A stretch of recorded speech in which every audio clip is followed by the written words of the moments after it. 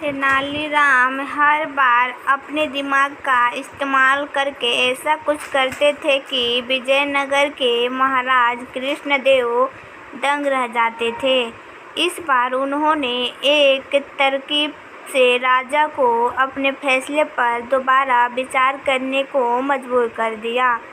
हुआ यूं कि एक बार राजा कृष्णदेव किसी काम के चलते कश्मीर चले गए। वहाँ उन्हें एक सुनहरे रंग का खिलने वाला फूल दिखा। वो फूल महाराजा को इतना पसंद आया कि वो अपने राज्य विजयनगर लौटते समय उसका एक पौधा अपने साथ लेकर आ गए। महल पहुँचते ही उन्होंने माली को बुलाया। माली के आते ही महाराज ने उससे कहा, देखो, इस पौधे को हमारे बगीचे में ऐसी जगह लगाना कि मैं इसे अपने कमरे से रोज़ देख सकूं। इसमें सुनहरे रंग के फूल खिलेंगे जो मुझे काफ़ी पसंद है। इस पौधे का काफ़ी ख्याल रखना। अगर इसे कुछ भी हुआ तो तुम्हें प्राण दंड भी मिल सकता है। माली ने सिर हिलाते हुए राजा से पौधे लिया और उनके कमरे से दिखने वाली जगह में उसे लगा दिया। दिन रात माली उस फूल का खूब ख्याल रखता था। दिन जैसे ही बीतते गए उसमें सुनहरे फूल खिलने लगे।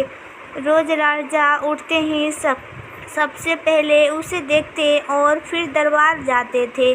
अगर किसी दिन राजा को महल से बाहर जाना पड़ता था तो उस फूल को न देख पाने के कारण उनका मन दुखी हो जाता था। एक दिन जब राजा सुबह उस फूल को देखने के लिए अपनी खिड़की पर आए तो उन्हें वो फूल खिला ही नहीं। तभी उन्होंने माली को बुलवाया। महाराज ने माली से पूछा, वो पौधे कहाँ गया? मुझे उसके फूल क्यों नहीं दिख रहा है? जवाब में माली ने कहा, साहब, उसे कल शाम को मेरी बकरी खा गई। इस बात को सुनते ही उनको गुस्सा 7वें आसमान पर पहुंच गया। उन्होंने सीधा राजमाली को 2 दिन बाद मौत की सज़ा सुनाने की आदेश दी। तभी वहां सैनिक आए और उसे जेल में डाल दिया। माली की पत्नी को जैसे ही इस बात का पता चला वो दरबार में राजा से फरियाद करने पहुंची।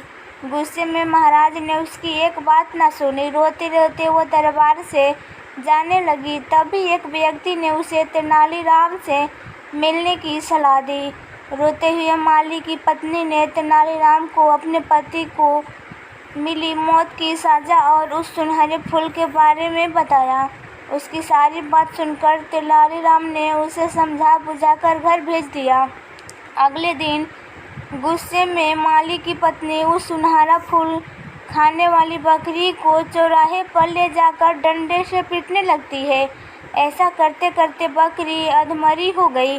विजयनगर राज्य में पशुओं के साथ इस तरह के व्यवहार करना माना था। इस कुदरता माना जाता है। इसलिए कुछ लोगों ने माली की पत्नी की इस हरकत की शिकायत नगर कोतवाल को कर दिया। सारा मामला जानने के बाद नगर कोतवाल के सिपाहियों को पता चला कि ये सब माली को मिले दंड की वजह से वो गुस्से में कर रही हैं। ये जानते ही सिपाही इस मामले को दरबार में लेकर गया। महाराज कृष्णराज ने पूछा कि तुम एक जानवर के साथ इतना बुरा व्यवहार कैसे कर सकती हो? ऐसी बकरी जिसके कारण मेरा पूरा घर उजड़ने वाला है। मैं विधवा होने वाली हूँ और मेरे बच्चे अनाथ होने वाले हैं। उस बकरी के साथ कैसा व्यवहार करूँ महाराज? माली की पत्नी ने जवाब दिया।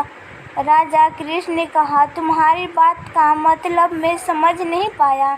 ये बेजुबान जानवर तुम्हारा घर कैसे उजाड़ सकता है?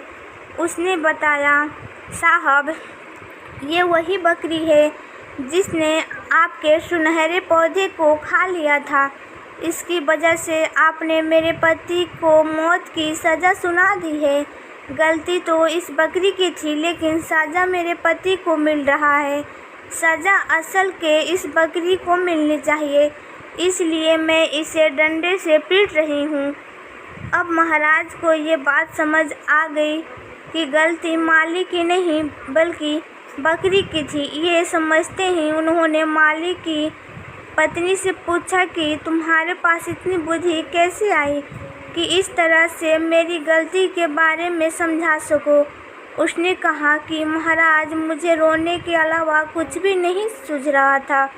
ये सब मुझे पंडित तेनालीराम जी ने समझाया है। एक बार फिर राजा कृष्ण राय को तेनालीराम पर गर्व महसूस हुआ और उन्होंने कहा कि तेनालीराम, तुमने मुझे एक बार फिर बड़ी गलती करने से रोक दिया।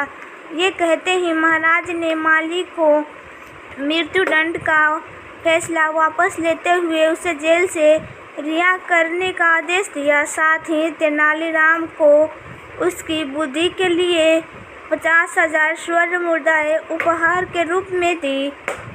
कहानी से सीख, समय से पहले कभी भी हार नहीं माननी चाहिए। कोशिश करने से बड़ी मुसीबत से निपटा जा सकता है।